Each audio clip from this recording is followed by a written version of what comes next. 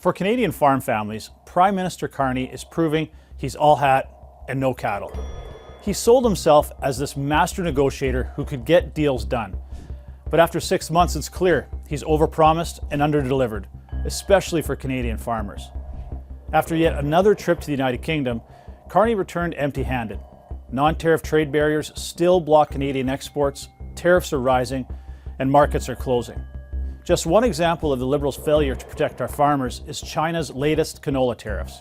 When the first set of tariffs were imposed in March, Carney promised high-level engagement to lift those restrictions. Instead, the situation has only gotten worse. China slapped a 75.8% tariff on Canadian canola seed, cutting off our producers from their second largest market after the United States. But it's not just canola. Peas, seafood, and pork all face punishing tariffs. Canadian beef has been blocked from China since 2021, and now Beijing has launched an anti-dumping complaint against our canola producers.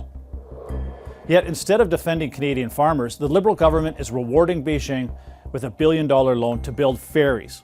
Meanwhile, our producers remain shut out. But these failures don't begin or end with China. In fact, just last week, India slapped a 30% tariff on Canadian yellow peas. This is on top of the 100% tariffs already in place from China. On top of that, Canada continues to run a significant trade deficit with the United Kingdom. In 2024, UK beef exports to Canada skyrocketed 174%, reaching nearly $39 million in value. Meanwhile, Canadian beef and pork exports to the United Kingdom were almost zero. Non-tariff barriers and red tape are blocking our producers, even as British beef flows freely into our market. The Prime Minister boasts about this special relationship with Britain, but after true trips, there's still no progress for Canadian farmers. It's the same story with the European Union. In 2024, the EU exported $92 million worth of beef to Canada.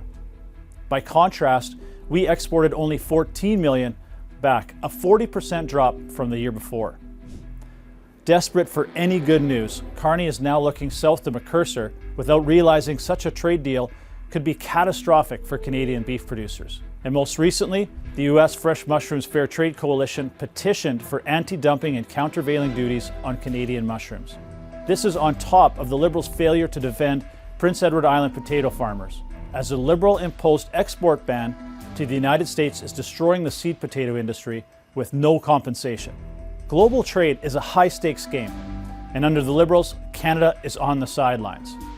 Our agriculture and agri-food sectors drive this country, employing more than 2.3 million Canadians and contributing nearly $150 billion to our GDP.